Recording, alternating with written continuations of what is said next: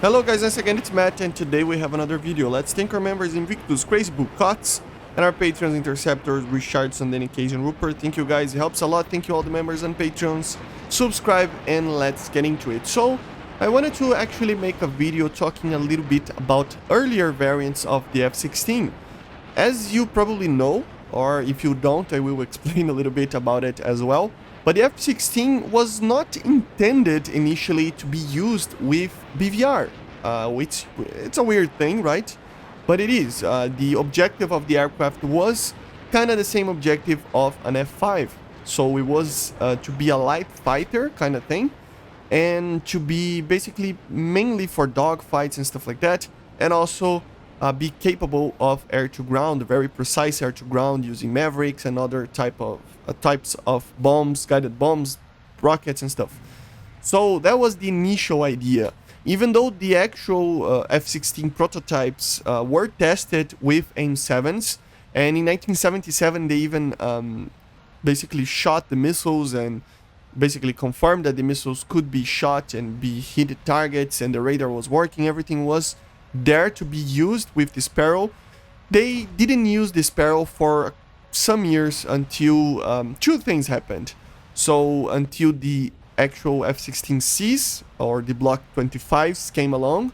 This is 1984, 85, you know, and in large numbers 86, 87, and or the ADF package for the earlier A's. So the ADF is the Air Defense Fighter basically upgrade program for the F-16As. It is from the late 80s as well. It started around 1986, but the program itself did the upgrades around 1989 to 1992, upgrading the older F-16As.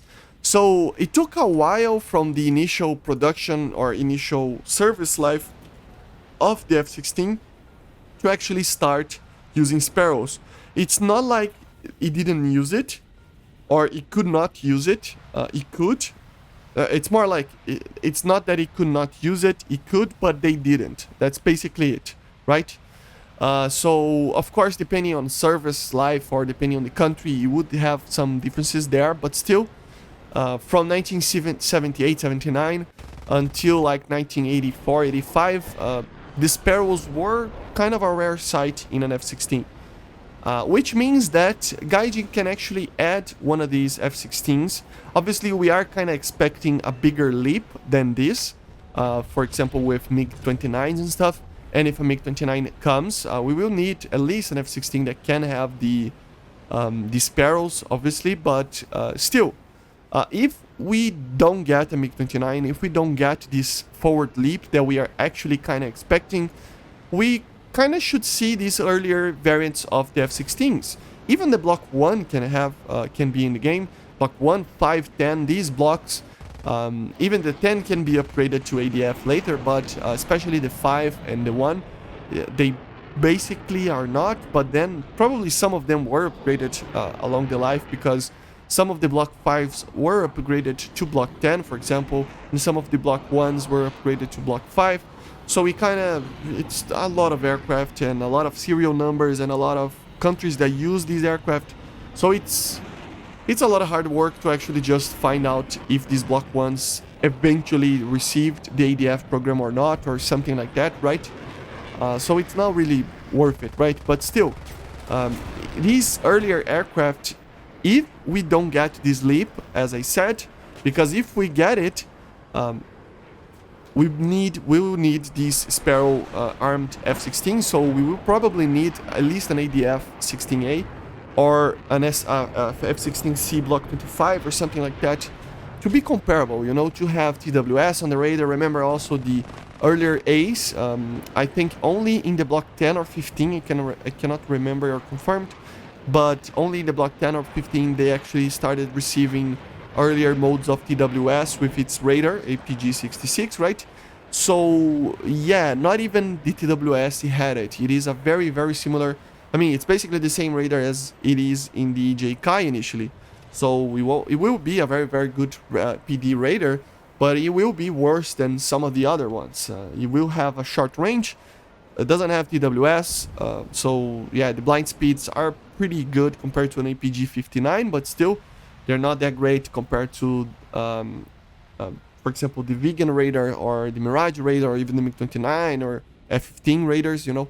So it is kind of problematic. So if we don't get this leap, I think we should see these earlier F-16s, especially for some of the nations. So we kind of have a problem here because the only two nations that can receive these very early F-16s in the game is basically the Americans and the Israelis. Those are the ones that actually use the Block 5s and stuff. There are other countries like Belgium actually use the Block 1s, for example. But if we don't get a sub 3 for Germany, for example, for that, or something like that, or France, I don't know, we probably won't be seeing those aircraft. So for these early blocks, it's probably only coming for the US and Israel. But the thing is, talking about the performance of it, I still think that, remember, these aircraft, especially these first ones, they were conceived to be kind of a super F5. They even fought against, in a competition, against the quote-unquote super F5, which is the YF-17, actually, you know? So the YF-17 was basically based, kind of, you know, based on the F5 and just improve it over that type of design. And the F-16 won over that. So the objective is basically the same, right? So if we don't get any of these more advanced Raiders on the APG-66, if we don't get any type of Sparrows on these early F-16s, it will be just a very, very powerful super F5. It will be an aircraft that will have a better cannon than the F5, even though the cannon on the F5 is a pretty good one, the M39, but still, the Vulcan is better, right? The power to weight, the thrust to weight will be better. The fly-by-wire, the way that it turns, everything will be better. But it would only use IR missiles, probably 6 of them, which is also a pretty good thing. It would be similar to a MiG-21Bs, kinda, you know, in the sense of the way that the aircraft work in battle. And even, remember, these earlier variants, they were tested against the MLD, the MiG-23 MLD, by the Israelis. And they found out that the earlier A's, they kind of lost in various amounts of stuff against the MiG-23 MLD. So it's not going to be OP. It depends on the situation. It will depend on the pilot. In a turn fight or a rate fight in general, the F-16 will probably turn better than the MLD. But still, the MLD has a chance to beating it. And that's just kind of one of those earlier 4th generation aircraft that it's not really a very, very, like, good 4th generation. Not that it's not good, but it's just not a full-fledged, you know, 4th generation aircraft.